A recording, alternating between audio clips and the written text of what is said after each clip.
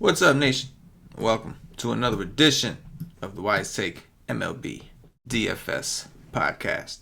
I'm your host, CK013. You can find me on Twitter at CK_013. And I'm joined once again by one of Wise Take's finest DFS analysts. He's the triple OG, not one, not two, but three.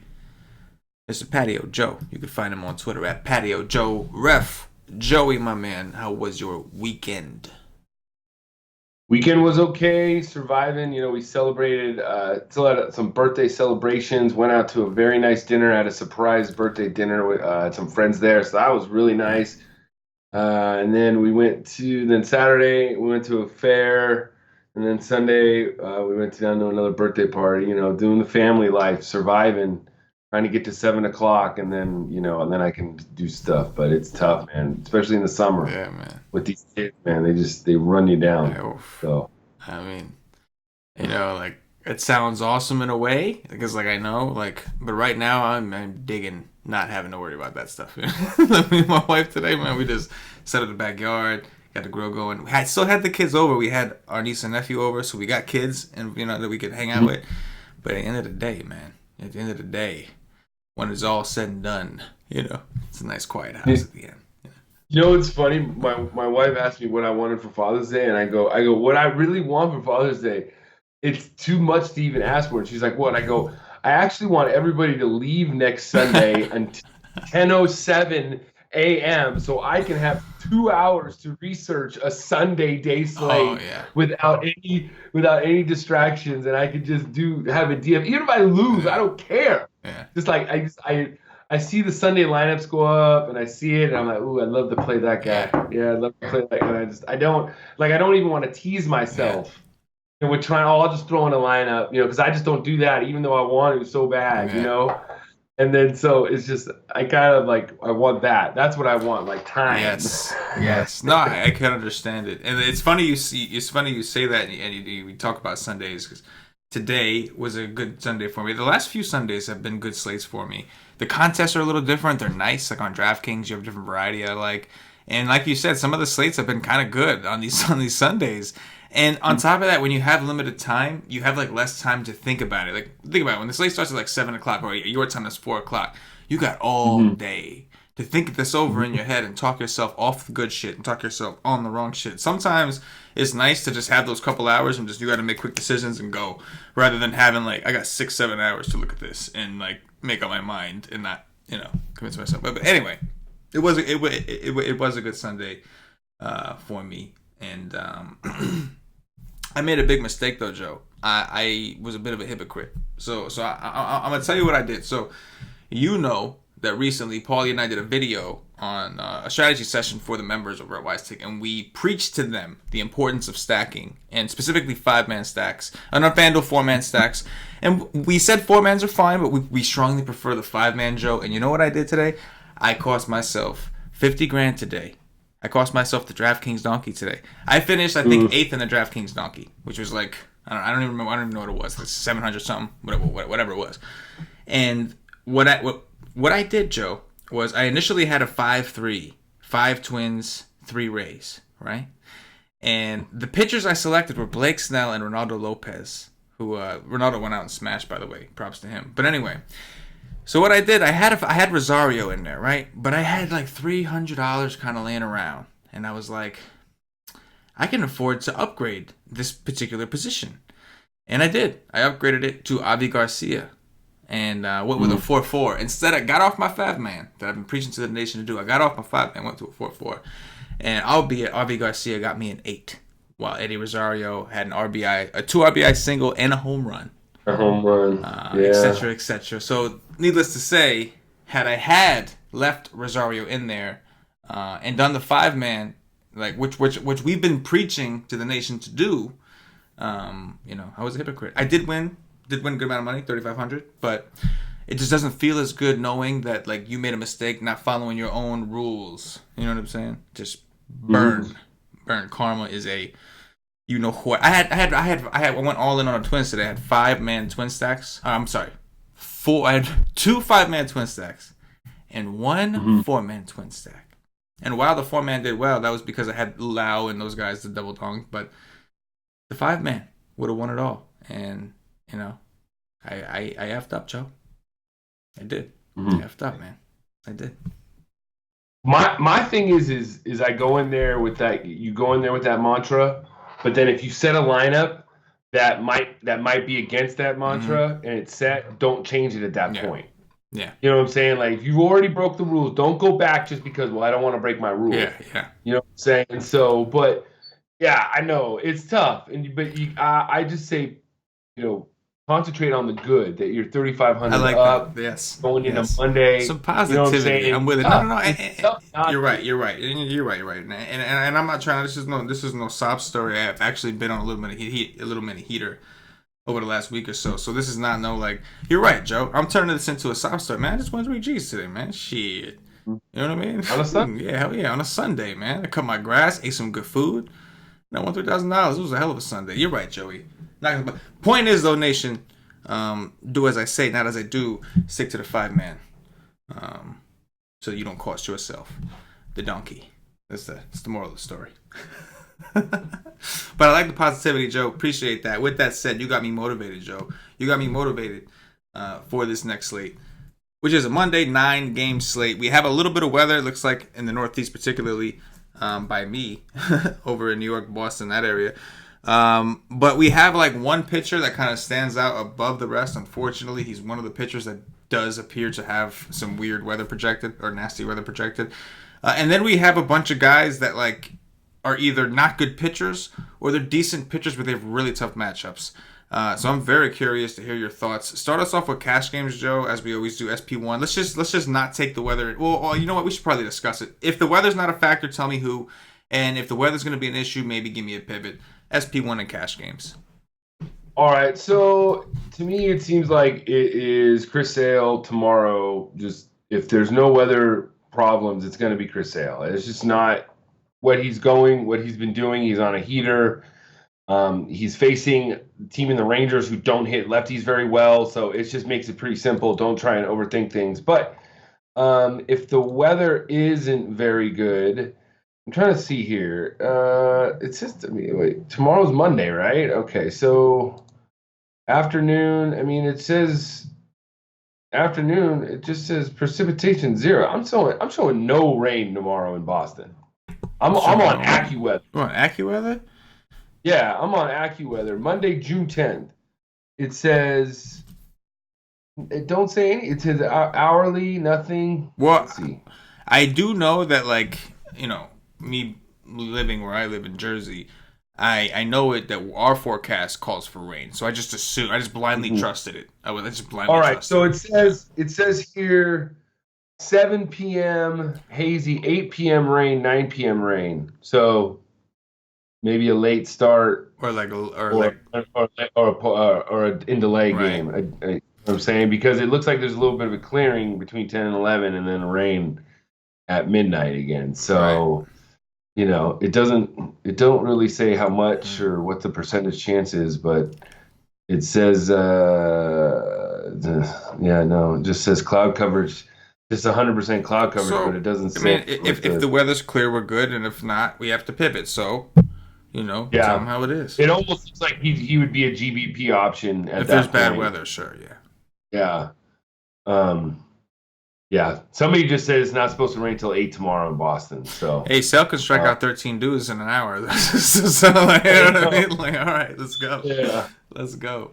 Yeah. So, if not, to me, if it's not, then you got to pivot to Charlie Morton against the A's, especially on DraftKings where he's 9,900.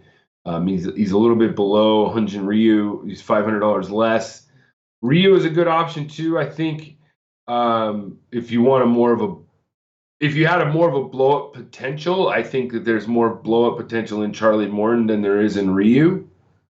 But I just think that Morton has way more of a higher ceiling tomorrow, more strikeout upsides. Does that makes sense? Mm-hmm. Like I don't think Ryu is going to strike out a lot of guys. He's going to throw 7 or 8 innings, get 4 strikeouts, win the game 5-2. You know what I'm trying to say? But Morton's going to go 6 innings, give up 3 runs but have 7 or 8 strikeouts. And win 2. So that's why I think Morton just has more of a strikeout upside, a little bit better price. But Ryu is safe too. I mean, you can't say he's not safe. I would say that I would prefer him if I had to prefer more on DraftKings just because strikeout means more on FanDuel. But either guys are okay. But I would probably prefer Morton just a little bit more. Yeah, assuming if Sale has weather concerns, of course, and I agree with you. I think I'd prefer Morton also. I think that he's at home, he's in a good park. The Oakland A's don't strike out a ton, but they strike out more than the Angels do. That team just is really, really tough to strike out. I think I kind of like. We'll talk about it in the tournament from a tournament perspective, and maybe there I'd kind of prefer him. But I think I'm with you. I think Sale's number one. If the weather's bad or whatever, then I think Morton is the next best guy. I think I'm with you in cash games. SP2s, Joe. More obviously, we're talking DraftKings or other two-pitcher sites, if you will. On DraftKings, we've got some interesting pricing on some of these guys. Masahiro Tanaka is 7.9. I don't think I've ever seen him this low, going up against the Mets at home in Yankee Stadium. This is another game that has some weather concerns, but we'll just ignore the weather for now. But talk about him. Talk about if it's not him, then who it may be. What do you think? You know, it's amazing. We've never seen Masahiro Tanaka as low as 7.9, but we've never seen Jason Vargas as high as 7.6. It's a wild world, man. 2019, right? So it's a wild world. Yeah. To me, I'm going all the way down to Mr. Musgrove at 5,200 as my SV2 on DraftKings. I mean, at 5,200 tomorrow, on FanDuel, he's 8,400. He's more higher priced than Canning, Marquez, Eichhoff, Darvish. You know, he's the 6th highest priced pitcher tomorrow on FanDuel, but on DraftKings, he's the lowest on the slate. It's almost like DraftKings is telling you to play him. You know, he pitched just against these Braves last week and did pretty damn well. So I don't know what DraftKings is seeing and we're not, but I'd be all about Joe Musgrove as my SP2 option. On the other side, you know, there's the other guy on FanDuel that he's the lowest on the absolute slate at 6K is Gaussman, which we'll talk about a little more. His price, you know, he shouldn't be the lowest on the slate either. So I probably, you know, to me it's Musgrove as my SP2 option tomorrow. Yeah, I would imagine Musgrove is going to be pretty popular in tournaments as well. 5,200, as you mentioned, against the same team that he just played in his last start and posted a 24 on DraftKings, went 8 innings, 6 Ks. Did give up 2 home runs, 3 earned, and that was in a larger park. So I think that as far as ownership goes in cash games, I think we will see a lot of people go with him. However, I think there's other guys that can compete with that. Masahiro Tanaka, I think some people would like to go for. The Yankees are a pretty big favorite. The Mets, not a very good team, though they've been hitting a little bit better. They're just generally not a good offense, at least right now. And then there's even Michael Wacha, who's 6K against the Marlins. Now, the Marlins have not been a team you want to pick on for a little while now. They've kind of been like that. But this is a really low price for Michael Wacha. I think the concerns with Wacha are how long is he going to go? Because he got moved to the bullpen for a little bit. So he made a couple bullpen. I mean, I would assume it's still fine. We'd have to look into see when his last start was. But I think there's the SP2 in cash. I think I could see it be somewhat spread out. But I would expect more to go with like a Wacha and more Tanaka if the weather's clear. So it'll be interesting to see where the field goes tomorrow. Let's talk about from a tournament perspective, Joe. Talk to me about some of the pitchers that stand out more maybe in GPPs. Because pitching is ugly. Outside of Sale, maybe make a case for more, and it's not pretty. Yeah, the only really guy that kind of stands out to me right now for GPPs, I guess there's 2 guys. I can't believe the one guy I'm going to say his name, but the first guy is Marquez. Strictly on, he's a strikeout pitcher pitching at home. I know it's in Coors. Nobody's going to have him coming off of the bad outing last week.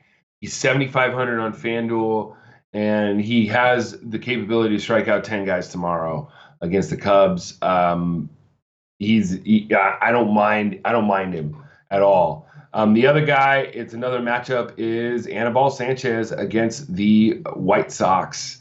White Sox just don't hit righties very well. We saw some guy by the name of Glenn Sparkman only give up 2 runs against these guys yesterday. So Anibal Sanchez, Herman Marquez, guys I really want to look at. I might even take a look at the old man, my geometry teacher, Jason Vargas himself, as a GPP option. Oh, man. But that's about it. I don't know what to make of that situation, right? Because, here's the thing. So Vargas coming off a complete game shutout. That is first. I still can't get over that. Like, wow. Now you factor in he's going up against the Yankees, a team that last year, a lefty going into Yankee Stadium was just death. You know what I'm saying? It was just like none. Try to get yourself in to the police. Sorry for the police reference. I've been watching a lot of prison shows. Anyway, on the other hand, the Yankees this year have really struggled against lefties. They did recently face a lefty and hit well. So I think there's some, progression coming. Is in terms of they should be good against lefties, but if you look at their numbers up until that last game they played, they weren't so great. So it's a very interesting situation. I would still lean towards the Yankees offense in that particular matchup, but again, this Vargas had, like you would tell me before the show when I brought it completely, he's been pitching well before that too. It's not like that was great, but he was already kind of pitching well before that. So something we'll have to dig into tomorrow. I think that another one is the Eichhoff situation. The Diamondbacks have been so hot or cold, bro. The Mets played them in Arizona. Zach Wheeler just had a phenomenal game against them. DeGrom pitched well against them. Steven Matz came in and they bombed his ass, right? A lefty. Then they go into Toronto and for a little while you were seeing over the last couple weeks you were seeing pitchers have the game of their life against the D-backs and you're like, what's going on? And next thing, one day they're hitting 9 home runs. The next day they're striking out 10 times. They're just very hot and cold. And Eichhoff is only 7-1. Not a great park, but it's a righty at least against the D-backs. So there's a few different pitchers, not to mention the ones we already discussed. So there's a few different tournament options that I think we really have to weigh. I really like the Marquez call, Joe, because I'm thinking that most people look at it they just played in Chicago, Wrigley Field, a much larger park. And they tattooed him. And the wind was blowing in. And they tattooed him. So I think a lot of people are going to be like, hell no, I am not falling for this again. And so on a slate like this where I don't see really any pitcher that I like, he's that much more valuable to me. I'm willing to take that chance, I think, again. But I do think Carlos Gonzalez hits a revenge home run. But other than that, he just gives up the one. Carlos Gonzalez is going to hit a revenge home run. Yeah. What's his price tomorrow? He's $3K over here. I don't know what he's on FanDuel. Probably 2-1, 2-2. Something like that. So something crazy. But pitching is going to be interesting, Joe. Let's go over 2 stacks. Maybe this will kind of narrow down some of the pitching for us. But what are some of the offenses that stand out? We've got Coors on the slate. We got the Yankees at home against a lefty. Which one is kind of or which ones are standing out to you the most? Right now, I like my Dodgers against Griffin Canning. Last 30 days, he is the number 1 pitcher on the slate giving up home runs per 9 going into tomorrow. Almost 2 home runs. And on FanDuel, that's what you're looking for. We have fences that have been brought down in right field to make it easier for my boy Cody to hit a home run. Or Max Muncy. All you Frisco fans, sorry. My boy Muncy had a little words for Mr. Bumgarner today. If you don't want Muncy talking or looking at the ball, Bumgarner, go and get it in the damn bay yourself. Get him. That's what Muncy said. Oh, wait. I saw a little bit of this, but I didn't see the whole thing. I'm going to take a second, Joe, and I want you to explain to me give me the whole story here. All right, so first inning, Muncy's 0 for 4 history against Bumgarner or whatever. Okay. So Bumgarner pitches. I know, Beaver, here you go. Bumgarner pitches, and Muncy hits one into the cove, okay? He didn't just hit it out. He hit it into the cove, right? Where Bonds used to hit it, right? And Muncy does his basic, hits it, he looks at it, throws his bat down, and he kind of looks at it, and he stares at it, he keeps running. Bumgarner starts yelling at him at this point to stop looking at it and keep running. So then at that point, that's when Muncy says, if you want me to stop looking at it, why don't you go in the cove and get it yourself? So, and it's funny, like, to me, they asked Bumgarner at the end of the game, after the game, about it. And he actually brought up something that I kind of agree with him with. And, I'm not a Giants fan at all, but I'm a pitcher and I kind of agree with him.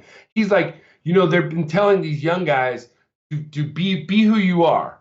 Be who you're going to be. I want you to be, if you want to go pimp a home run, go pimp a home run. And he goes, and that's fine. They can go be who they want to be. Well, then guess what? I'm going to be who I want to be.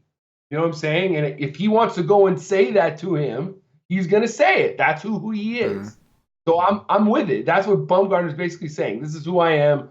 I'm going to tell you to stop looking at it if you're going to hit it, because that's just who I am as a player. Yeah. You know what I'm saying? So, I kind of like it, but in that aspect, though, it's pretty awesome, though, that Muncy. You want to go get it yourself? I mean, listen, man. Like, when I was young, and, like, obviously nowhere near the major league level, but when I was young and I played baseball pretty much throughout my entire, childhood, up into school, everything. And, like, It sucks. I was a pitcher, and it sucks to give up a home run. It sucks. It's a shitty feeling. And when a guy does a bat flip and all this and that, yeah, it's annoying. But at the end of the day, don't give up the home run. Don't give up the home run then. I haven't. Most home runs that I gave up, I never remember the guy, what he did. You know what I'm saying? Yeah. I remember, oh boy, that still hasn't landed yet. And my big belief is this, and this comes with every sport. It's not just in baseball, because in football it's even worse. But I believe in this saying when it comes to playing sports. I'm going to teach my sons this. Act like you've been there before and act like you're going back again. Okay, so you score a touchdown, you hit a home run, it's no big deal. I'm going to hit another one next inning. Yeah. I'm going to score a touchdown. I'm going to score 2 more the rest of the game. Yeah. And we're going to win. Scoreboard. Act like you've been there before. Act like you're going back again. Yeah. There'll be times to give a little bit more emotion to it. But you know what I mean? These guys that hit home runs in the 9th inning when they're down by 8 runs and they pick it and do a bat flip. What are you doing? You know what I mean? Get around base. You're down by 6 runs now. You know what I'm saying? Like, shut up. You know what I mean? That's my big thing. I understand, and from a sportsmanship perspective, that's how like I would handle my stuff. You know what I'm saying? Like even now playing softball or whatever, right? Like I had a home run and I'll be excited about it, but I'm not gonna sit there and strut and all that. Most of the time, I don't even know if it's gonna be a home run, so I'm sprinting to first anyway. You know what I'm saying? Because I'm trying to get to the bag, and then I'll look up and see where I gotta go, or close enough to the bag to know what I gotta do. But anyway, I don't know. But at the same time, it doesn't bother me when other people do it. You know what I'm saying? Like, think about it. You hit a home run in the major leagues. That's got to be the best feeling in the world. Hit a home run in the major leagues. It's got to be the best feeling in the world, especially off an ace caliber pitcher like Madison Bumgarner. Even if he's not in his prime, still. So like, from a pitcher's perspective, yeah, that used to annoy the shit out of me. But I always felt like, well, you shouldn't have given the home run then. Shut up, take it. You got to take this like a man. You gave up the home run like a punk, and you got to take this like a man. And obviously that's being very harsh for like a punk. I mean, pitchers give up home runs, but so yeah, is it something I would do? The whole bat flip? Maybe not. Maybe I will now. Maybe now when next time I go to softball, I think I'm gonna be that guy maybe and just see how it feels. Mm-hmm. But at the same time, when I was a pitcher, I always felt like you can't really get mad, dude. Like he beat you. You know what I'm saying? Like, you play a video game and somebody beats you, like, okay, yeah, you're like, this guy's annoying, but at the end of the day, beat you, be better. You know, right? Like, be better. Yeah. You know? That's it. I'm right. I want to know what the nation thinks. So those of you that are watching this or listening to this, comment on this particular show and tell us your thoughts. I'm very curious to see how people are you pro bat flip? Pitchers got to suck it up, or are you the hitters? Get over yourselves. Act like you've been here before. Champions act like champions.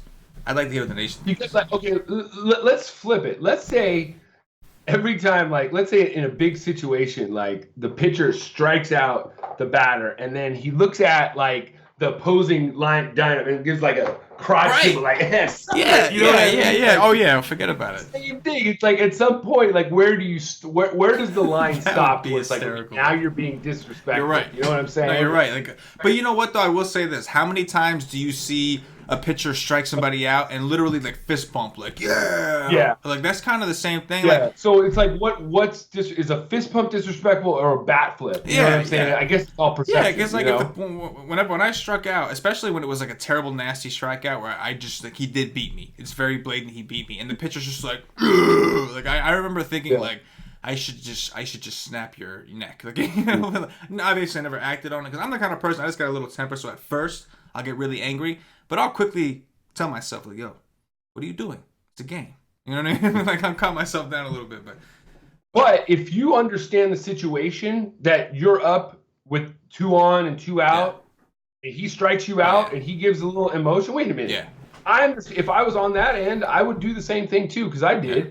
You know what I'm saying? When I was pitching, I gave it a lot of emotion. You know what I'm saying? Like, it just was always directed towards my dugout. You know what I'm saying? You look at your boys. See, I was always like stone cold. Like, you know what I mean? Like, I would strike you out, and I wouldn't even look at you. Strike you out? No.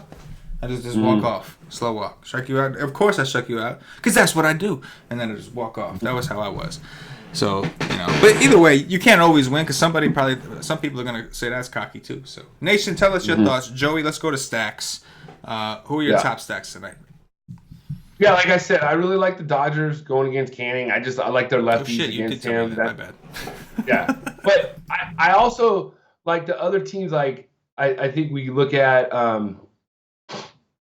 the Phillies, especially the lefties against Taylor Clark. I think that they're, you know, like Bryce Harper, probably one of the top plays tomorrow. They don't have too many lefties in their lineup, so it's kind of makes it a little bit.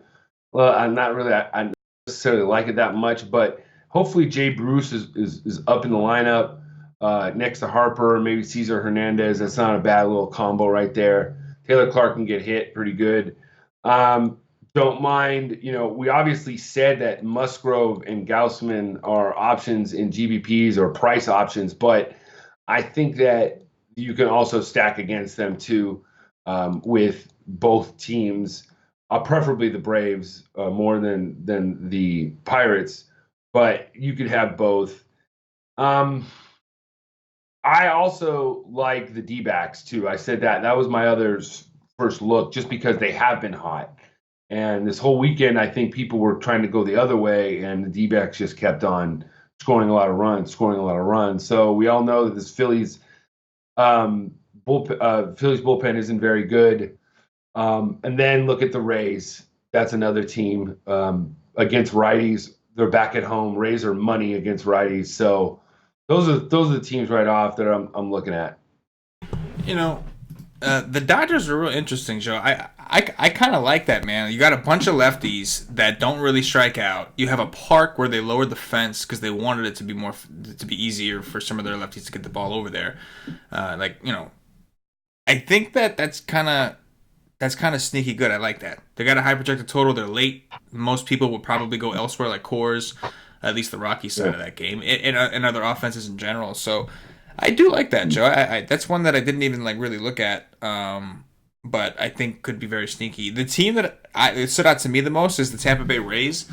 Maybe I'm a little biased because Brandon Lau won me some money today, but this Tanner Anderson dude is only here because they have a hole in their rotation. This guy has just been awful in AAA. In AAA, this is AAA, Joe, right? Last year, it looks like he played out of the bullpen for the so he wasn't even a starter last year at all in AAA or for the Pirates when in the majors. He was a reliever, but he's had 10 starts in AAA this year. He's got a 6.09 K per nine, so he can't strike guys out. He's got a 4.28 walk per nine. He can't throw strikes. He's got a 2.3 home run per nine. He gives up home runs. His ERA was 6.26, and his xFIP was not very much better at 5.9. So, and that's AAA, Joe. He's about to see a really, really good offense. Granted, it's a big park, but a very good offense he's going to step in front of. So, I do like Tampa against the A's, and ultimately what will probably end up being a bullpen game because they're probably going to pulverize this kid.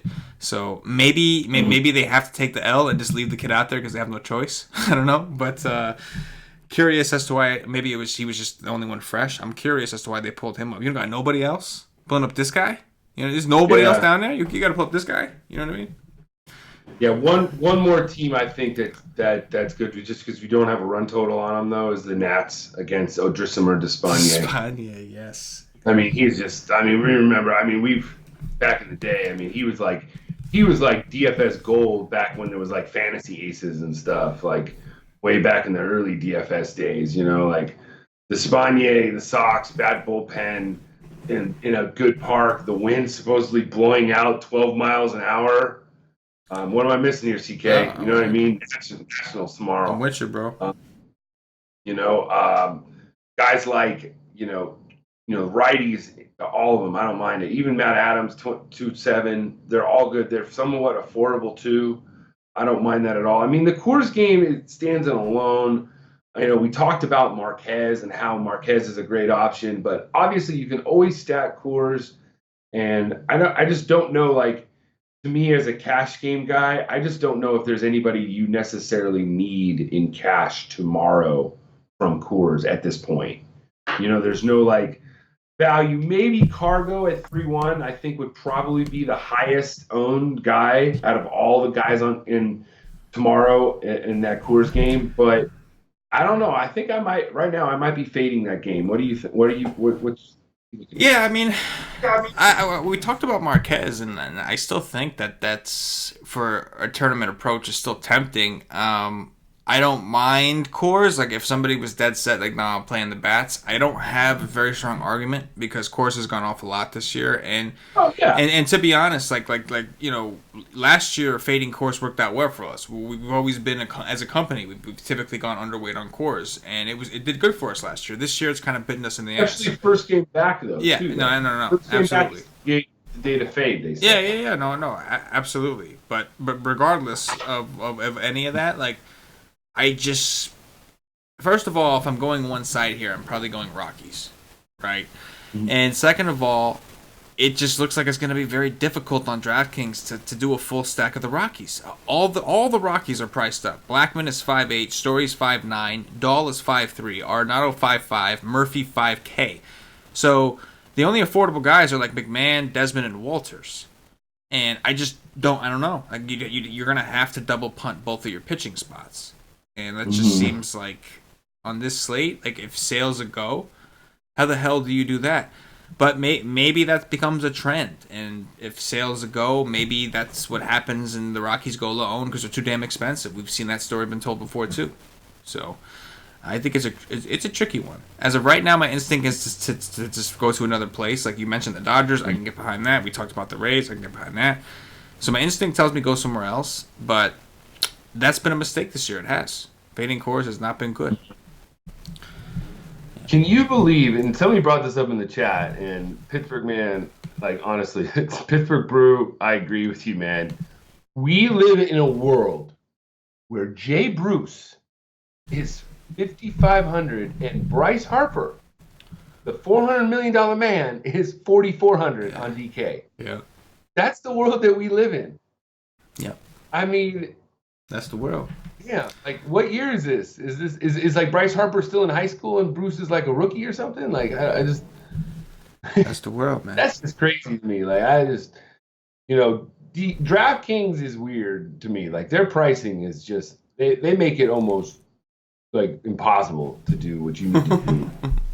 You know what I'm saying? Like, it's crazy. But yeah, that's just bad. Yeah. You know. Oof.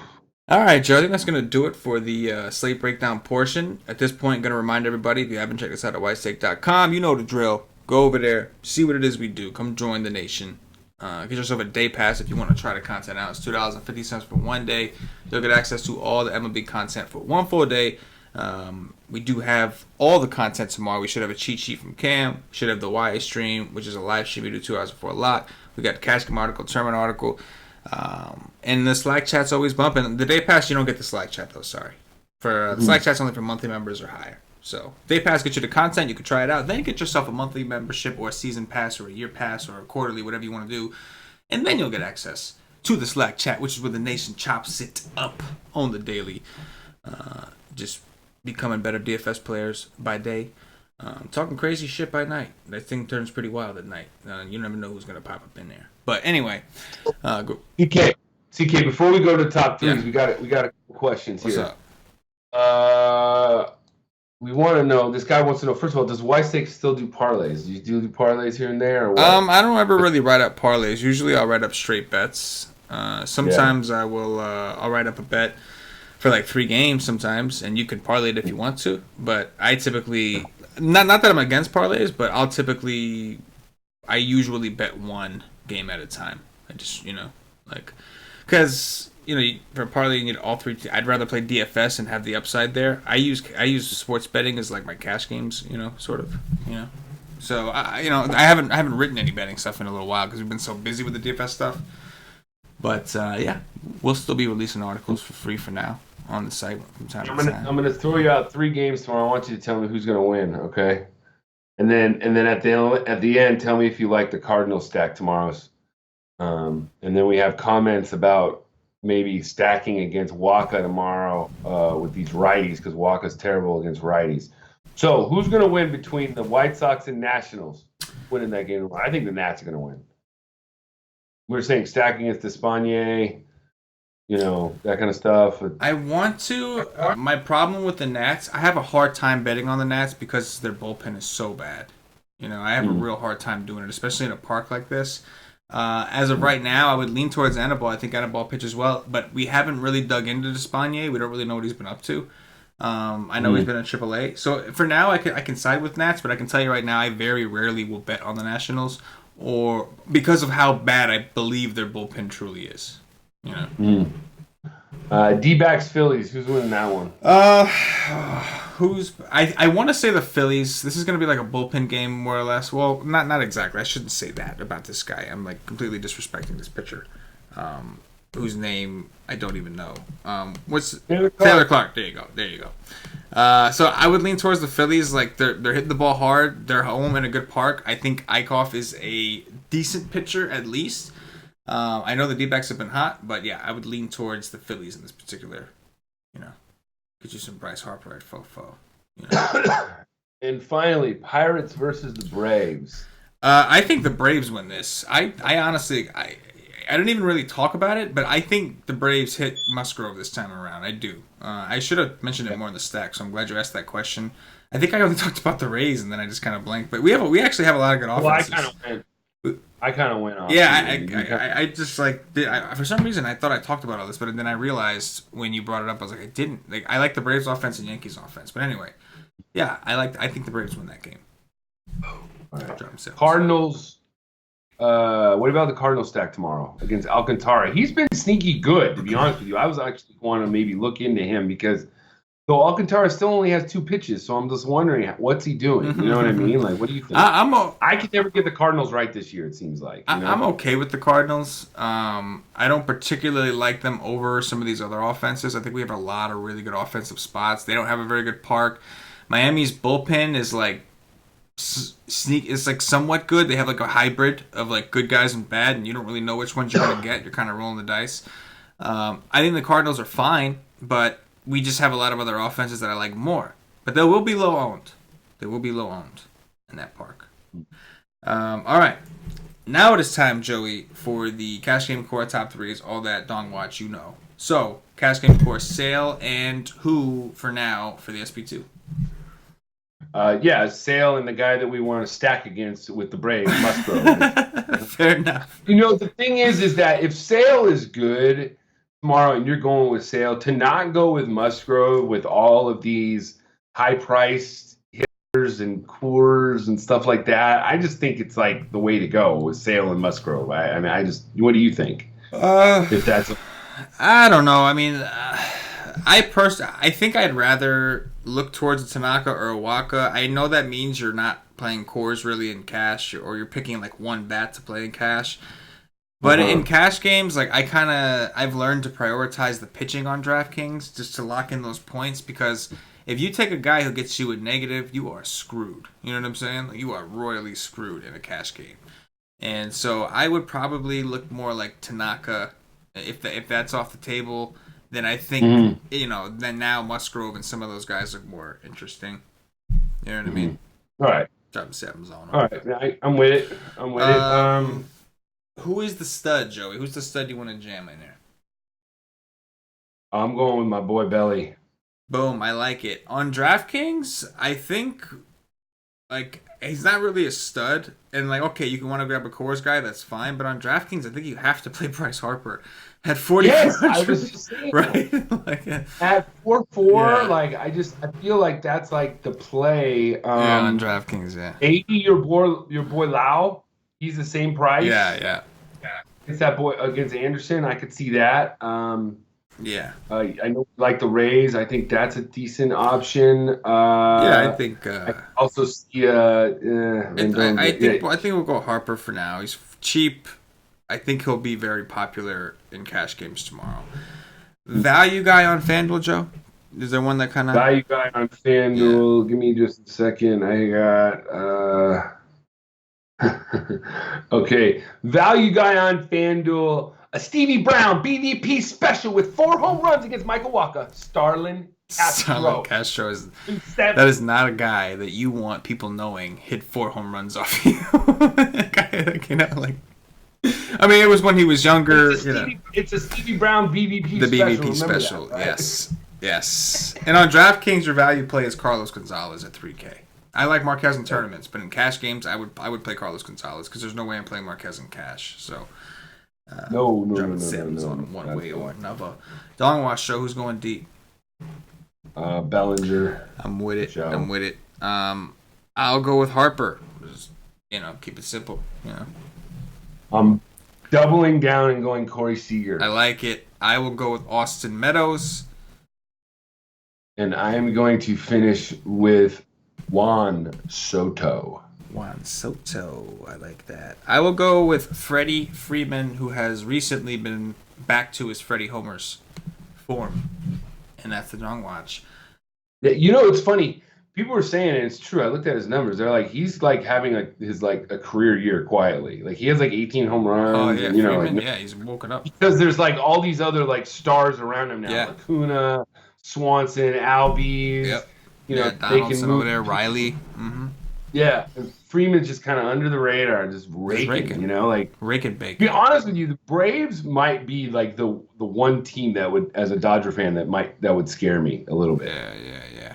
No, I hear you. In the National League, they'd be the one team. Like the Cubs don't scare me that much. We'll see how they do. Their pitching just sucks outside of like Soroka. Oh, Fulty's starting to get it back. I'll give him that. And then they got Keuchel. So they did just sign Keuchel. You're right. Yes, we did talk about that. So they updated a little bit. So we'll see. They're trying to keep in it. It's going to be them and the Phillies in the East. So yeah, fair enough. And that is going to do it for the Wise Take DFS podcast. If you're watching on YouTube, please click that thumbs up, that like button, subscribe to the channel. If you're watching on Facebook, give us a like and a share to support the Wise Take Nation. If you're watching on Twitch or Twitter, give us a follow, give us a retweet. If you're listening to us on Podbean or iTunes, give us some 5-star reviews. Joey, anything in closing before we get up out of here? Not much, man. Just Monday. It's a bigger slate. It's a 9-game slate, but I like it. Actually, I liked it. I really like the size. There's going to be a lot of ways to go, I think. So. I feel like we've, and again, I say this generalization, but as a company, I feel like these weird slates we've done well on, like, as a whole. Mm-hmm. Right? Like, Paulie, I feel like Paulie particularly has done really well on, like, weird slates like this. Mm-hmm. But, yeah, I'm excited, man. For Patio Joe, for myself, the entire Wise Take Nation, as always, good luck. Peace. Yeah.